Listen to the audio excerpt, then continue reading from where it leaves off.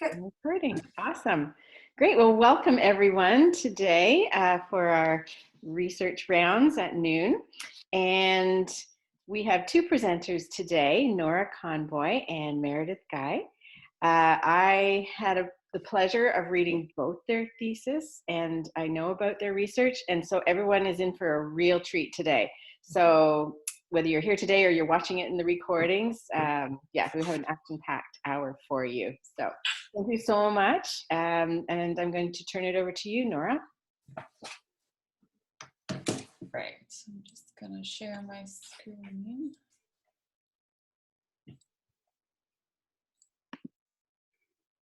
Is that working for everyone?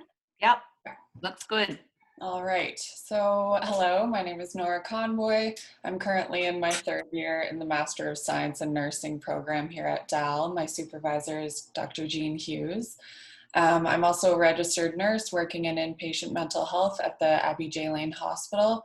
And for the past 3 years, I worked as a sexual assault nurse examiner through Avalon Sexual Assault Center. This presentation is going to highlight the research I did for my thesis for this program titled Examining Accessibility of Services for Sexualized Violence, Understanding the Survivor's Experience. And I do want to warn, as you can probably tell by the title, this presentation is going to focus on sexualized violence, which obviously can be a sensitive subject. In this presentation, I'm going to introduce the topic and provide some background information, then briefly describe the methodology and methods of this study, then some of the initial findings as I am still in the writing process, and the conclusion will discuss the next steps for this research. So sexualized violence is a serious public health and human rights issue with both short and long-term effects on an individual's physical and mental health. The term sexualized violence is a broad term used to describe any sexual act or attempt to obtain a sexual act by violence or coercion, acts to traffic a person, or any acts directed against a person's sexuality by any person regardless of their relationship. The term sexualized violence itself attempts to separate the belief that these acts are sexual in nature and instead emphasizes that they are violent acts of dominance and power which have been sexualized. As a nurse and throughout this research, I use a trauma-informed approach, which is the understanding that all clients have experienced some form of trauma which affects their life and development, and that care should be sensitive to this notion so as not to re-traumatize these individuals. For the purpose of this presentation and for clarity, the term survivor will be used to identify individuals who've experienced sexualized violence as it's commonly used within the literature. I would like to acknowledge, however, that some individuals who have experienced sexualized violence don't identify as survivors and may prefer the term victim or another term. One main theme this research aims to explore was the accessibility of supports and services for sexualized violence, and accessibility refers to the degree of fit between clients and the system, or whether the supports and services offered fit the needs of the individuals who may want or need to use them. From a 2014 Statistics Canada study, 22 in every 1,000 Canadians self-reported experiencing sexualized violence, and there were 633,000 self-reported incidents of sexualized violence in Canada in 2014. It is difficult to assess the true prevalence of sexualized violence. Only an estimated 7% of incidents are reported to the police. In Canada, the direct costs associated with the effects of sexualized violence are estimated to be between $546 million to $1.9 million per year, and these costs are expected to increase each year. The physical effects of sexualized violence include pregnancy, sexually transmitted infections, and physical injuries. The psychological effects include PTSD, anxiety, depression, difficulties in forming and maintaining meaningful relationships, and social isolation. These effects can require lifelong treatment. Current literature quantitatively explores the prevalence of sexualized violence and the populations at increased risk of experiencing sexualized violence. There is little research on the lived experience of survivors accessing these services, and even less on those who have not accessed services for sexualized violence. Any individual of any age, gender, ability, ethnicity, sexuality, or religion can experience sexualized violence. Some populations at increased risk are women, individuals working in sex trade, unhoused or insecurely housed individuals, members of 2S LGBTQ+ population, and Indigenous populations. Based on available literature, survivors often face re-traumatization, stigmatization, and the second assault when accessing services post-sexualized violence. The second assault is insensitive victim-blaming treatment by the healthcare providers and services designed to protect survivors, which exacerbate the psychological trauma of the assault. From the literature, we know that sexualized violence is often not reported to police or healthcare providers. Factors thought to influence underreporting include self-blame, guilt, shame, embarrassment, a desire to keep the assault private, helplessness, fear of retaliation from the perpetrator of the assault, and fear of not being believed, as well as fear of judgment from peers. Most of the literature exploring the experiences of survivors as they navigate supports and services for sexualized violence is quantitative or from the perspective of healthcare providers. There is a lack of qualitative research from the survivor's perspective. Throughout my experience as a SANE, I was made aware of just how prevalent sexualized violence is in our society. Although the Avalon SANE program sees over 100 clients each year, there are still so many survivors who do not use services post-sexualized violence. When survivors do not receive timely treatment for sexualized violence, their physical and mental healing is delayed, and oftentimes they're vulnerable to experience further trauma. My work as a SANE piqued my interest in research to gain further understanding of how services could be improved and made more accessible for survivors. There is a gap in research surrounding the lived experience of survivors from Canada and Nova Scotia. The first-hand experience is a crucial voice that's missing. So the purpose of this study is to explore and gain a deeper understanding of the experiences of individuals who have used, attempted to use, or not use supports and services in Halifax Regional Municipality for an experience of sexualized violence. The research objectives: to gain a deeper understanding of the lived experience of survivors of sexualized violence and the actions they took to seek assistance or not. To explore which supports and services they used, if any, how and why they came to the decision to use them, and to determine from the survivor's perspective how they believe available supports and services could be improved and made more accessible to better fit the needs of the survivors, and how these suggestions can be applied to nursing and other formal health-related supports and services. The methodology for this study is informed by feminist interpretive phenomenology. Interpretive phenomenology, conceptualized by Martin Heidegger, is a method to better understand the meaning of our everyday experiences. It goes beyond the description or essence of an experience and seeks to clarify meaning. Interpretive phenomenology stems from descriptive phenomenology, which was conceptualized by the modern-day founding father of phenomenology, Edmund Husserl, who sought to investigate the absolute truth of human experience, or the essence. Van Manen highlights 4 pillars of interpretive phenomenology that are referred to as existentials, which pervade the lived world of every individual, regardless of their reality. They are corporeality, spatiality, temporality, and relationality. These existentials can provide a guide for reflection during the research process. As I previously mentioned, sexualized violence can occur to any individual, yet it is predominantly a gendered crime. Women are often the victims of sexualized violence, and men most often the perpetrators. Feminism provides a lens which, when applied to phenomenology, allows us to understand women's orientation to the world. It is used to promote social change, respect, understand, and empower women. It also provides an epistemology which accepts individuals' experiences as a legitimate knowledge source, which aligns well with the trauma-informed approach to care that I use as a nurse. Sexualized violence has little to do with a sexual desire or the sexual act. It is more about control and displays of power. Feminism does not only concern itself with the inequalities of the sexes, but with societal power imbalances, race, and class. Data collection was conducted through 10 semi-structured interviews, 9 face-to-face and 1 over the phone. Interviews were audio recorded and transcribed verbatim, and initial coding was done using Braun and Clark's 6 steps to thematic analysis. guided by Van Manen's 3 approaches to isolating thematic statements. The participants were 10 women, ages ranged from 19 to 60, with an average age of 31 years old.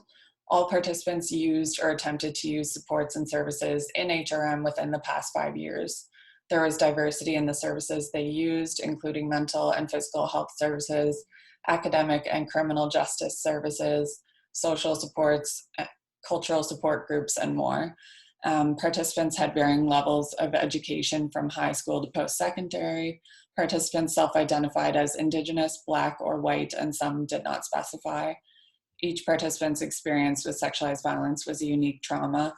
Some notable variances in participants' experiences included whether perpetrators were known or unknown to the survivor, including intimate partner violence, whether it was a historic or recent trauma, and age at the time of assault ranged from childhood to adult. So in this section, I will discuss some of my initial findings as I'm still in the writing process. I isolated 5 main themes: recognizing sexualized violence, re-traumatizing, supportive service experience, ripple effect, and gaps in services. So the first theme, recognizing sexualized violence, refers to the process that the participants took to acknowledge their experiences and resulting trauma as sexualized violence.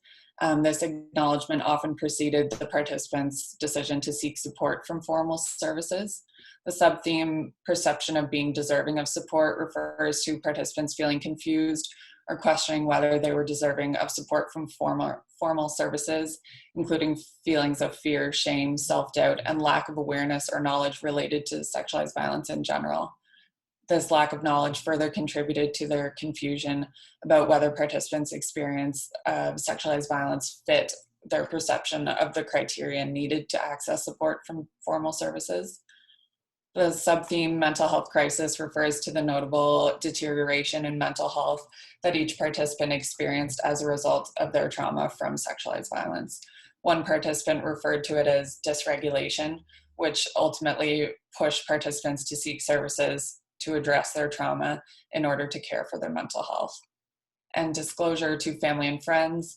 Participants described disclosing their experience of sexualized violence to family and or friends, and the role they played in validating their experience and ultimately influencing their decision to seek formal services. This quote clearly highlights the sense of confusion and those feelings of self-blame, as well as the participant acknowledges she did not know her experience with sexualized violence at the time of the assault. So even when it happened, I was like, well, I wasn't raped. And that was kind of the only thing that I thought was sexual assault, was only rape. But like, it was everything up until that. So I thought, that's not what sexual assault is. Sexual assault is rape, and it's usually by a stranger. Like, how could it be someone I know? Someone who I thought was my friend. So then I just assumed for a long time, I was like, well, that's just my fault. I didn't do anything when it happened because I didn't know what to do, and I didn't even know it was sexual assault, really.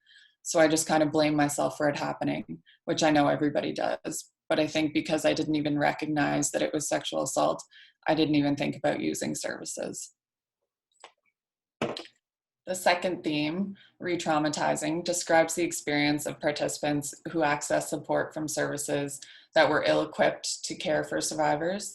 The sub-theme, neglect of survivors' needs. Participants described receiving treatment from service providers, which indicated a level of inexperience or lack of education or attitudes and beliefs about sexualized violence that were insensitive and not trauma-informed. The sub-theme, culture blind, acknowledges the experience of the Indigenous and Black participants in this study, who noted a lack of cultural diversity in service providers, as well as a lack of knowledge in diverse populations and their healing practices. These participants described receiving Eurocentric care that ignored their spiritual needs and healing. Ignoring this aspect of a survivor's identity can contribute to their re-traumatization, as it can invalidate their experience and the complexity of experiencing sexualized violence as an Indigenous, or Black, or person of color. The subtheme barriers to access reflects the experience shared by all participants of systemic, structural, and organizational barriers that limit the accessibility of support and services for survivors. This quote describes the violating and traumatic experience a participant had with a therapist who appeared to not have training in trauma or sexualized violence. She's referring to the therapist, responses to everything were really strong. She would kind of make comments like, "That's disgusting," or like, "Can't believe he did that," or stuff like that. And like, she would ask things in such a way that it felt like she was judging me for what had happened. She would be like, "But when he was doing that, did you say no the whole time? Did you say no the whole time he was doing this?" To be honest, I really don't remember, but it felt really, just the way that she did that. I felt really violated by the questions that she was asking me, and I didn't feel like I had a choice as to whether or not I talked about certain things or not. The third theme, supportive service experience, reflects the support services and care providers in which participants found healing. The subtheme, trauma-informed healing, refers to the experiences each participant had with a service provider that they found to be supportive and aided them with their trauma. All participants described at least one experience of an interaction with a service provider who proved to be caring, validating, and forward-thinking with their approach.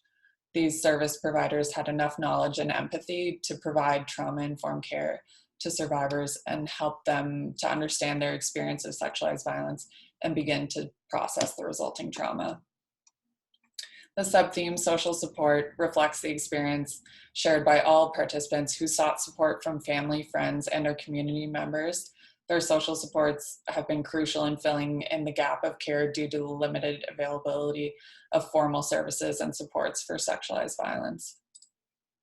In this quote, you can see the participant felt comfortable with the service and the service provider and felt she had some control and some say in what happened during that interaction. These aspects align with trauma-informed approach to care.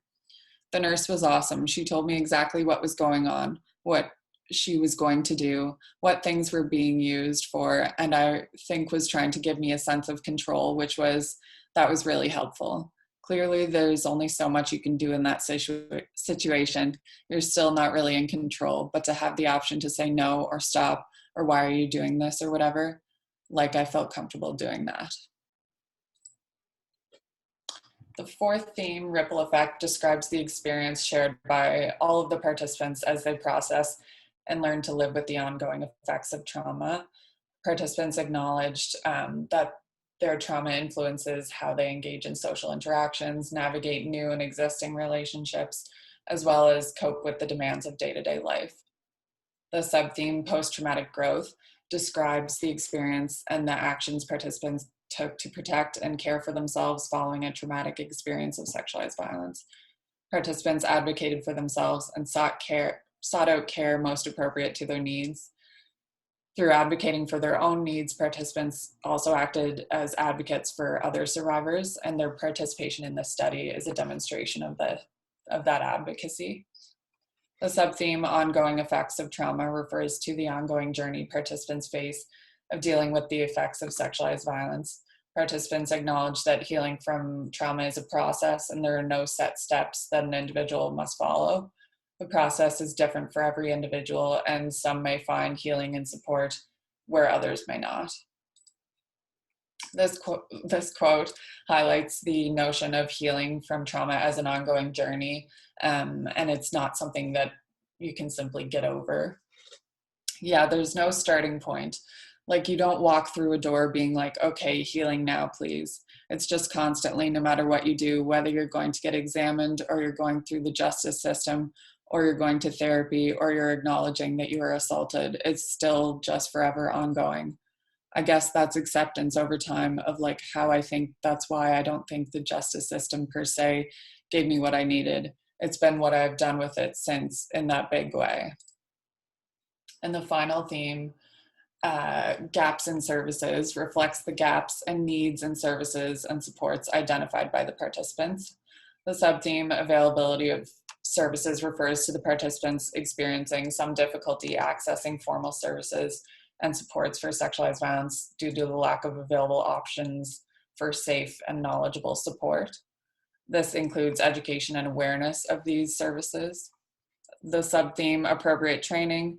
Additional training in trauma, sexualized violence, and caring for diverse populations and cultures is necessary for service providers within healthcare, academic, and justice systems. The subtheme, sexual education, highlights the need for more sexual education and awareness surrounding sexualized violence and trauma. Participants felt that had there been more sexual health education in school and opportunities to discuss sexualized violence, they may have been able to identify their victimization as sexualized violence sooner. And finally, the subtheme, justice reform, speaks to the need for changes to the criminal and academic justice systems for instances of sexualized violence.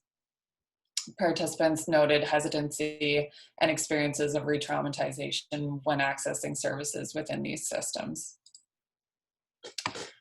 This quote demonstrates the need for not only culturally safe services, but culturally diverse service providers and culturally relevant care. Survivors should not be burdened with the responsibility of educating service providers, and this clearly impacts whether or not a survivor is likely to actually use the available service. So yes, so I didn't go to a specific mental health service. I thought that, and this is just my own biases, I guess, where I wanted someone who understood the Indigenous ways. I wanted to go to someone who I know would understand that, because I find that there's not a lot of organizations that do support Indigenous people. They may say they do, but then they don't really know our community. So I guess, especially with my role, I would end up probably educating them more than they would be supporting me. So yeah, I didn't want that. I wanted to be able to just get the support. So from these findings, the next steps are member checking, which will involve returning to the participants who consented to member checking with themes to ensure an accurate depiction of their view of the phenomenon.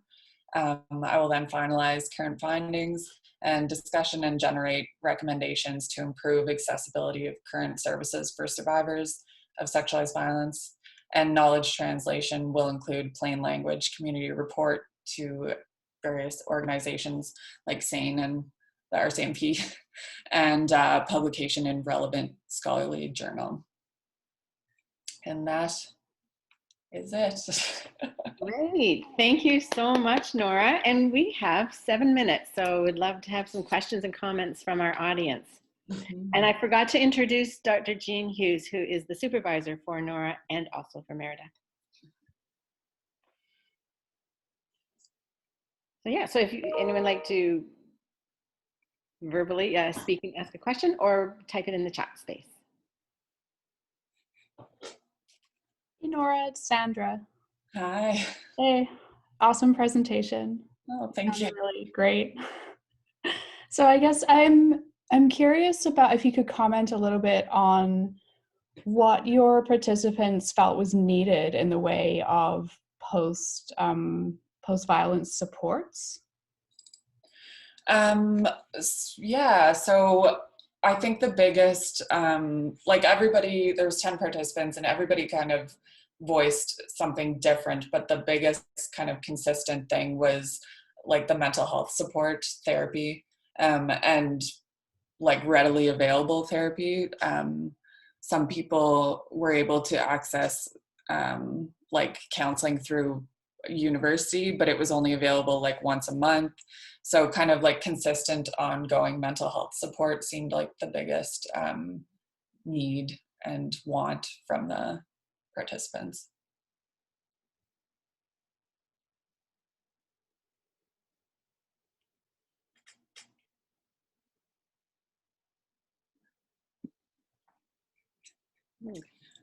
Yeah, so everybody accessed, there's just a question in the chat here. I'm curious what specific services they were accessing: counseling, psychotherapy, nursing, case management, court support. So yeah, everybody accessed a variety of services. For the mental health support, it was mostly private psychologists or a public, like a therapist through university. Those were the two main. Some people did access public counseling through Avalon Sexual Assault Center. But for the most part, unfortunately, that was kind of what was missing, is the mental health support.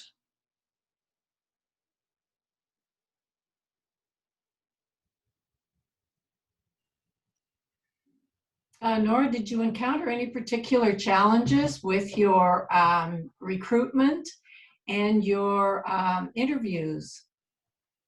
I actually, I could have gotten more people, which was very surprising to me. I thought I was going to have a lot of trouble recruiting for such a sensitive topic, but people were really amazing and wanted to share their experiences. And for interviewing, like, I kind of used a trauma-informed approach where I said, you can tell me as much or as little about your experience as you would like to, because I didn't need anybody to kind of recount that experience. But people were very gracious and were happy to share a lot with me, it seemed. Well done. Thanks. Hi, Nora. You mentioned how you kind of brought your trauma-informed lens and your nursing lens to supporting your participants during the interviews. I'm just trying to conceptualize my own proposal now and thinking about supports for participants. What are some things you did otherwise to make sure if something was triggering that they were supported throughout the process? Also, amazing presentation. Well, thank you. Yeah, so I kind of just reiterated, like I was asking specifically about their experience with the services, not with their, traumatic experience. So the focus was on that. And obviously I gave them space if they needed to stop or pause. If they didn't want to answer a certain question, they were like, that was more than fine. I had a list of services. Unfortunately, it was mostly like online resources because there isn't too many mental health services right now. But I did, offer them like a debrief at the end too, where if they felt like they were kind of heading into a bad spot mentally, we could talk about it. And yeah, just making myself available and kind of following their lead through the interview process. Thank you so much. And just to follow up on that, the debrief was with you because you have expertise in this area. Yeah, it was. And obviously I gave them my supervisor's information too, if they had any concerns with that. But everybody seemed pretty okay at the end of it. Like I made sure to check in at the end to make sure everybody was kind of leaving in a okay headspace. Yeah. And were all the interviews face-to-face or were any on telephone or Zoom? There was one on the telephone. Yeah. But the rest were face-to-face. Great. We have time for one more question. Go ahead, Jean. Sorry, I can't see where you can put up your hand. I just wanted to ask, just because you are a SANE nurse, and given what you've been through and the experience and the stories that people told you, just wondering, I don't know if you're continuing as a SANE nurse, but what it's taught you, and if as a SANE nurse, would you do anything differently now? Or do you think that SANE nurses need to be taught in a different way? I do think that we're lucky as SANEs because we do get to go in and only focus on that one patient. We're not pulled to like multiple patients on the floor. We don't have like a set schedule that we have to kind of abide by, so we can have all our focus be on that patient, which is really helpful. And we're lucky that we have a two nurse response, so we are able to really devote ourselves to that patient. I do think that even though we have a trauma-informed kind of education, we do tend to focus on the physical aspects more. And throughout these interviews, I did hear people say that like the mental health is the hardest part of the whole experience, and like people really valued their interaction with the SANEs, but they wanted kind of that follow-up from them or from someone who knew kind of what happened to them. So I do think that we could do more in terms of following up in like a mental health capacity, and not just kind of, you know, are you seeing any new bruises, or are you feeling okay physically? Yeah. Yeah. Thank you. Thank you. Great. So thank you so much, Nora. Thank you. Great research and wonderful presentation. So now I'm going to turn over to you, Meredith. Hi, I'm just going to share my screen.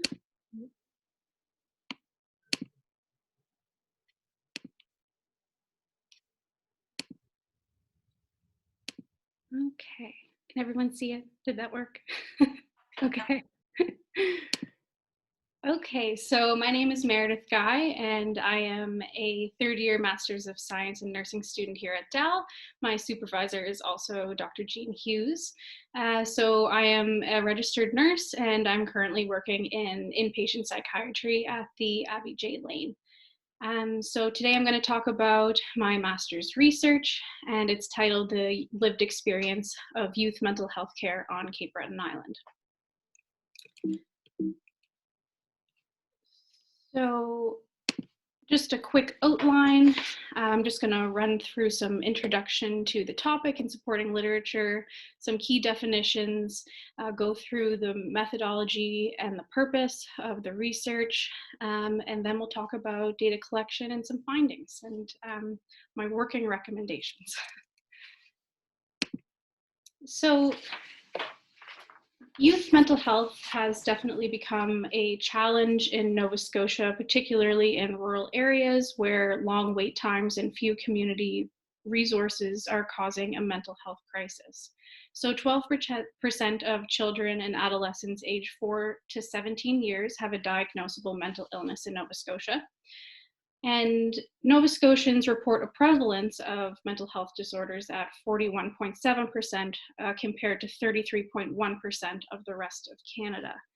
So a number of communities in Nova Scotia have wait times up to 6 months for mental health services within the community, and wait times for youth seeking mental health care at the emergency room at the Cape Breton Regional Hospital often exceeds that 24-hour mark. There's currently no child and adolescent psychiatrist working in Cape Breton. However, there is a child and adolescent psychiatrist from the mainland seeing patients on an outpatient basis every 6 weeks.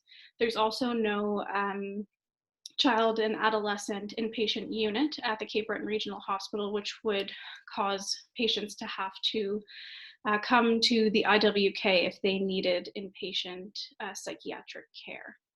So the burden of mental health problems for youth makes it imperative that the appropriate and timely interventions are chosen and integrated into care. And research suggests that there are gaps in the current healthcare system regarding provision of mental health care for youth populations. So currently no studies exist that focus on youth's subjective experiences when accessing mental health care in underserved areas. So I'm just going to talk a little bit about Cape Breton because there definitely is a culture that exists on the island. So connected to the mainland of Nova Scotia by the Canso Causeway, Cape Breton is home to 1/5 of Nova Scotia's population. Cape Breton was once home to the Sydney Steel Plant and multiple coal mines, and combined with the fishing industry, these trades were at one point the driving force of the economy in Cape Breton. Like so many other rural communities around the world, there's the small towns were home to blue-collar workers and their families. And although blue-collar industry does not support the local economy at present day, the culture of blue-collared labor force certainly does still exist on the island. Cape Bretoners, are known for as being hardworking individuals and taking care of their own, and they aren't afraid of an honest day's work. And this mentality has been passed down from generation to generation. And this stigmatization can have an effect on, this working class mentality can have an effect on Cape Bretoners' attitudes toward mental health and mental illness, even with the strides that society has taken to decrease stigmatization of mental health disorders and mental illness. So the stigmatization in rural areas can cause those who have mental health problems to avoid seeking mental health care. And this can in turn bolster the self-reliant attitude in rural communities. So I just have a map of Cape Breton Island. I'm sure everyone has seen this before. And then a map of CBRM. So this is outlined in red. This is where all of the participants in this study were from. So I'm just going to talk about a few key definitions that I think are really important to define for this study.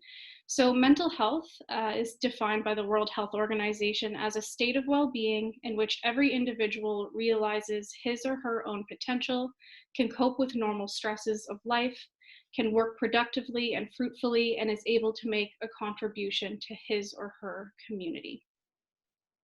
A mental health problem.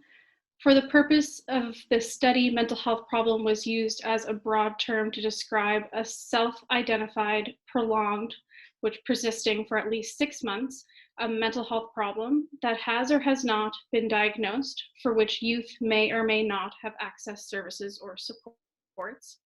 And youth, for the purpose of this study, was defined as an individual between the age of 16 and 21. So the purpose of this research was to gain a deeper understanding of the lived experiences of youth ages 16 to 21 who live in CBRM with a self-identified, self-defined, prolonged mental health problem and what they do about these concerns. So for example, accessing or not accessing services or supports while on Cape Breton Island. And my research questions are, what are the lived experiences of youth who self-identify as having a self-identified, self-defined mental health problem for at least 6 months? What mental health supports or services, they could have been formal or informal, have youth used, if any, for what reason, and their resulting lived experience? If supports or services were not used, why not, and their resulting lived experiences?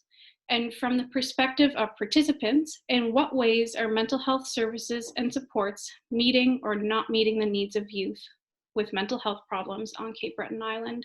And in what ways do services and supports need to improve? So I'm just going to talk about the methodology for this study. So as outlined in the literature, there's not only gaps in the current healthcare system, particularly in underserved and rural areas regarding mental health care for youth, but there's also limited literature regarding the subjective experiences of those seeking services. So interpretive phenomenology was used. It was informed by Heideggerian phenomenology and guided by Van Manen's approach to hermeneutic phenomenological research. So interpretive phenomenology was used to examine the lived experiences of youth. And it does not solely focus on description, but also on the true meaning of an individual's experiences.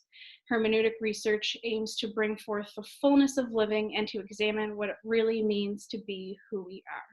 So Van Manen describes phenomenology as the study of the life world, the world as we immediately experience it, reflectively, rather than how we conceptualize, categorize, and reflect on it. So life world existentials refer to themes that permeate the lives of all humans, regardless of the factors such as age, gender, culture, and socioeconomic status. So the life world existentials, as Nora was talking about also, are spatiality, lived space, corporality, lived body, temporality, lived time, and relationality, lived other. And life worlds were used to construct the semi-structured interview guide for this study during data analysis, and they were connected to themes and sub-themes that emerged from the data. So youth participants were between the ages of 16 and 21, and they were living in the Cape Breton Regional Municipality.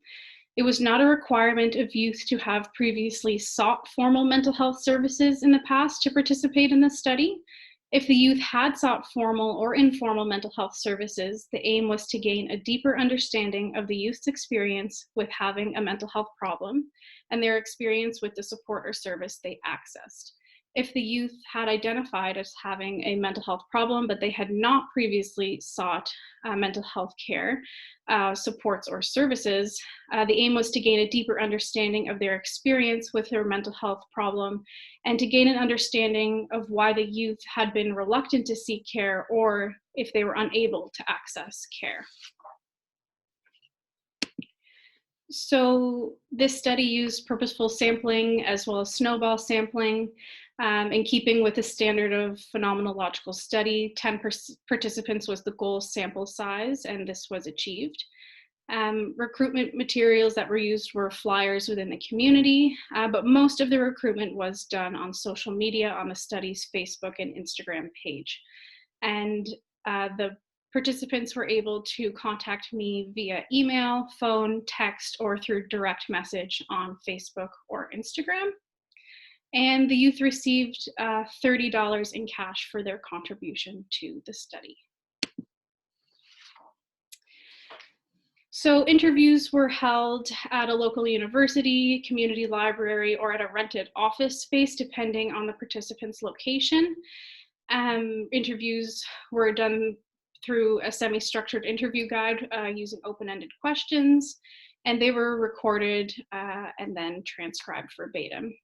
So thematic analysis was used for this study. First, transcripts were looked at as a whole, then in phrases, and then by line by line.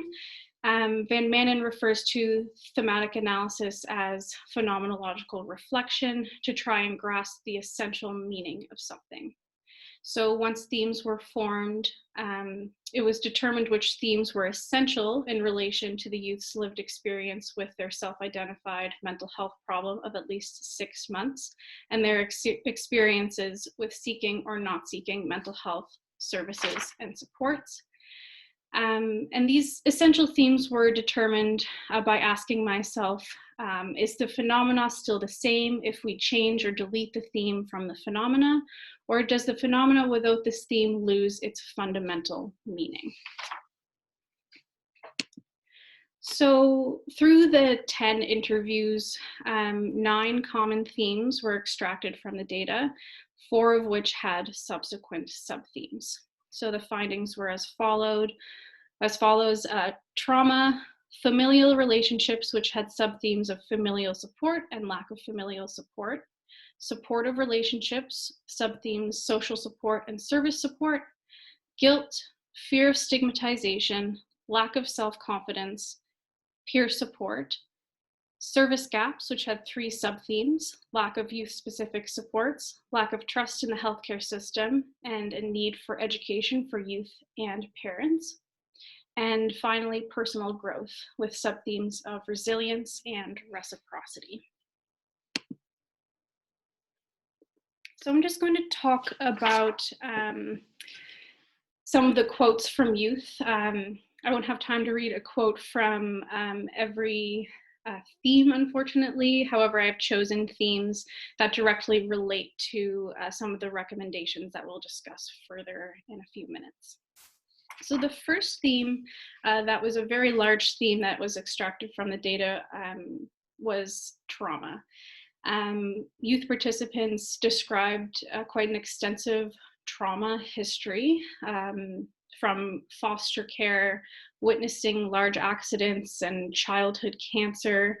They really had seen and experienced a lot in their short lifetime. So one youth said, "Over the summer, there was an ATV accident, and there was a 16-year-old boy bloody on the side of the road, and I was driving by, and I had to stop, and there was only one other adult there, and she didn't know what to do. So I ended up holding like his body while he was suffering. So that's like part of the PTSD. And then he didn't make it, and it was really hard for me to know that I was holding him when his mother wasn't." So definitely some really heavy experiences that these youth had, and that really affected their temporal landscape for sure. So the next quote I want to talk about was under the theme familial relationships. So 7 of the 10 youth had support from their parents. However, many noted that their parents did need education regarding mental health problems before being able to fully support their child. One of the youth reported, "Well, my parents never believed me at first when I said I was feeling really anxious until I started crying and having meltdowns every day. And they were like, 'This is really not you. You're such a bubbly kid.' I'm still super bubbly, but I struggle with my mental health more. I've never been someone who was depressed or sad, so I think it was hard for them to identify with that. I think it took me crying and having mental breakdowns in front of them in order for them to realize that she is actually struggling. And I took my parents to the doctor with me when I started medication. So I think they 100% are supportive of me now, but it took a little while for them. Nobody wants their child to suffer with mental illness." So another large theme that the youth talked about was the fear of being stigmatized while living on the island. Youth talked about, that their mental health felt like a secret, and they called for a normalization of mental illness on the island, as well as more education and open conversations. So one youth said, "There's little to no talk about mental health in Cape Breton. Like, you see signs all around the school like, 'Did you get your flu shot?' But nobody ever has a sign that says, 'Have you checked in about your mental health lately?' What's the point of being physically healthy if you don't have good mental health? I don't think it's talked about enough. I think there's less of a stigma, but I feel like it feels like a secret. Like, everybody has mental health, but I don't understand why people don't identify with that more." I also want to talk about the theme service gaps. So there was 3 sub-themes, and I'm going to talk about 2 of them. The first I want to talk about is education. So youth identified that they had a lot of trouble identifying services in their area without help from an adult. They also identified that people their age may be uncomfortable accessing services due to a lack of education surrounding the services that are available to them locally. The youth discussed wanting advertisement of local services so that they would be able to identify services on their own. And this would also decrease anxiety when they were accessing care. So one youth said, "I was starting to feel a little overwhelmed again, and I wanted to go back through EAP, which is Employee Assistance Program, because I knew it was covered and I knew they had multiple counselors that worked at the company. So I asked around for good names because I had been through 2 or 3 of their employees and they were not helpful. But the one I'm seeing now is super great. But I feel like nobody knows about these services or they don't know enough about them. Some people are nervous to go and talk about it because they don't really know what to expect. And I feel that if people were educated enough, if there were advertisements in any way, shape, or form, it would be so much more beneficial." And then the next sub-theme I want to talk about from service gaps is lack of youth-specific supports. So youth expressed a lot of frustration surrounding the lack of youth-specific supports, noting that there was actually more mental health services geared towards the older population on the island, which the median age is around 44 years. So one youth noted, "We just use our crisis-like material measure for everything, so you don't get identified even when you're in the beginning stages of struggling with your mental health. But when you're not in crisis yet, but still struggling, we don't have the resources for that. If we had more preventative measures, we would save the healthcare authority money. If you had preventative measures, it would stop you using the crisis resources. I just don't understand why we don't have more of that. And in the past 4 or 5 months, we have 4 young people kill themselves, and that's just the past 4 or 5 months. I don't get how people don't see that's a problem. When I know so many people from high school that have died, it's not normal. I just think it's awful." And finally, the theme we're going to discuss is personal growth. I think it's really important to note the resilience that these youth showed, throughout everything they had experienced, and their mental health problem. They were always, optimistic, and, they saw their mental health as a journey, and they were really able to see everything in a positive light, and they noted, this has made me stronger. So one youth said, well, I believe everything that kind of happens for a reason. At the same time, where I feel so bad for hurting all of those people, I'm actually really grateful too, because it really changed me. For a little while, I felt really bad about myself and stuff, but I'm grateful that I went on this kind of little journey, and that I can look at life in a way that I look at it now. And I don't know if it's just, I'm kind of like, I like myself today. I don't know if I'd say I love myself, but I like, and I think I'm pretty cool. I can look in the mirror today and I can smile and say, you know what, you're not too bad. So from these 10 interviews with youth, I'm kind of at the stage I'm at right now in writing is talking about some recommendations for future and concluding my thesis. So any thoughts would be greatly appreciated. So the first recommendation that I have been thinking a lot about is narrowing the mental health literacy gap for not only youth, but for their parents and guardians. So youth really talked about wanting more education in school and having a mental health curriculum. And I know this is something that has kind of been implemented in schools, but it's less than 10% of the curriculum, and that's just not enough.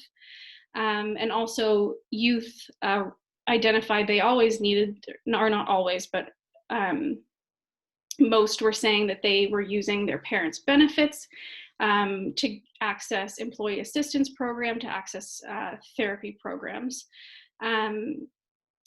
And so they needed their parents to be educated about mental health and, to support them in using their benefits to access these services. So they really were talking about wanting their guardians to be more educated about mental health.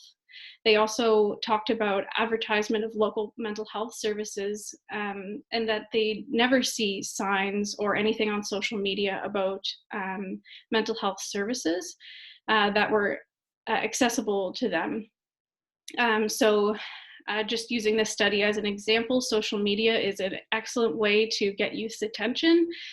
So they really wanted to see more use of social media for advertisement of supports and services.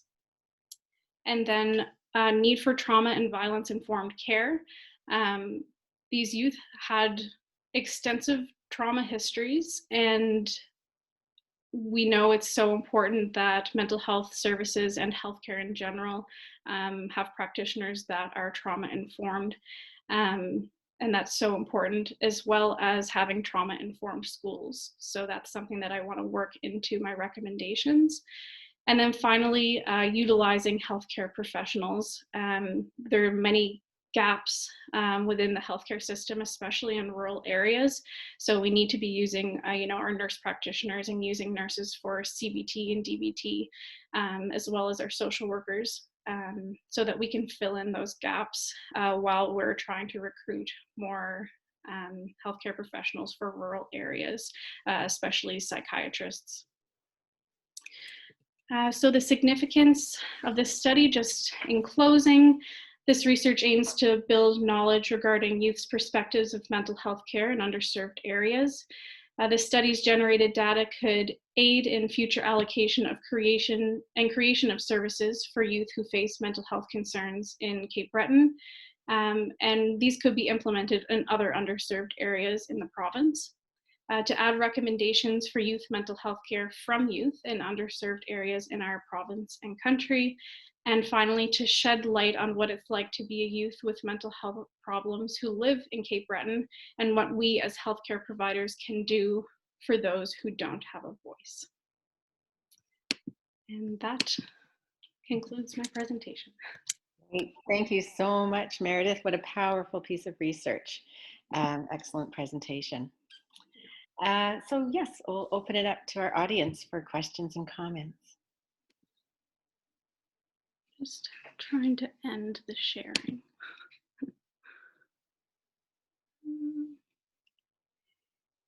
I think someone's got a hand up. Shelley. Thank you. Thank you, Meredith. That was very interesting. I would be interested to hear maybe a bit more about your vision for trauma-informed schools. I think that's a really neat recommendation. Yeah. So I've been looking into this. So I have found some modules online that are actually, some of them are free for schools to be using to instruct their teachers and principals about trauma-informed care. So I do think this is something that could be implemented in schools, especially in rural areas, where we need the conversation to start about trauma-informed care. I was telling Jean that before I started in the master's program at Dal, really I was from Cape Breton. I had moved to Halifax, and really there was no talk about trauma-informed care, and it was a new thing for me to learn. And luckily I had only been an RN for like 4 months at that time, so I was able to educate myself. But I think it's something that we need to be talking about more in rural areas for sure. So I think implementing it into schools, it would take some work, but I don't think it's impossible at all to have teachers be trauma informed at school for sure. Great, thank you, Meredith. What a wonderful advocacy role for you once you've finished your thesis. Thank you. Yeah.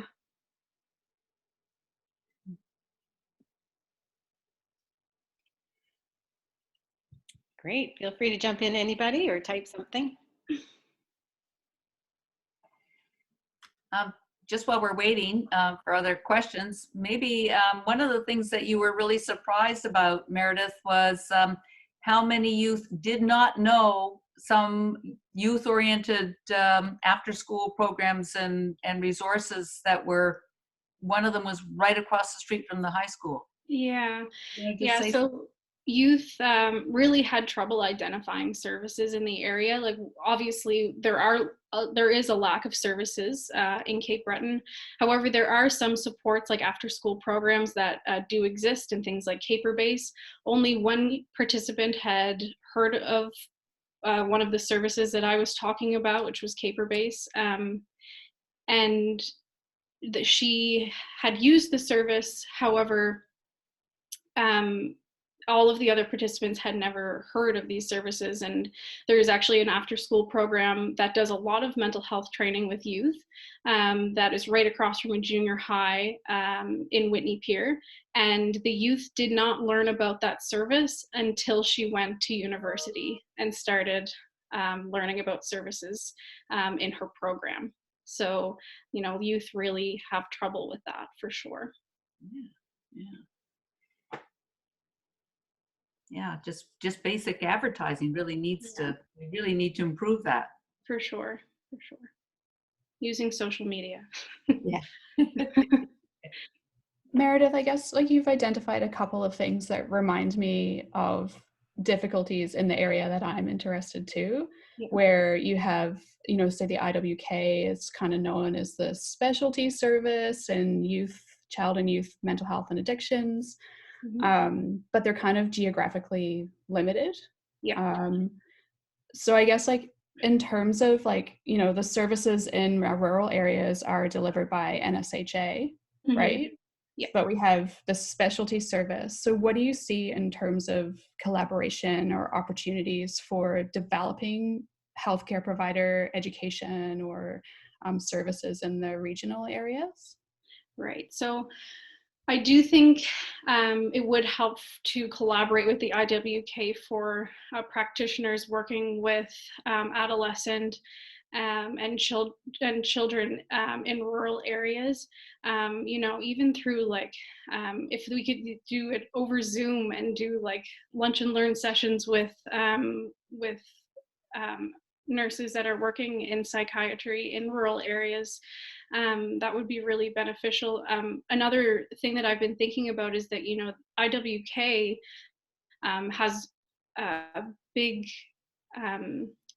they have ideas about trauma-informed care, and they're always training their employees, and it's kind of silent for Nova Scotia Health Authority, just in my experience. And that's just something that's not talked about, and we need to be talking about these things that the IWK is doing, as a leader, so that we can, talk about these things in smaller rural communities and rural hospitals, to bring that education forward, for sure.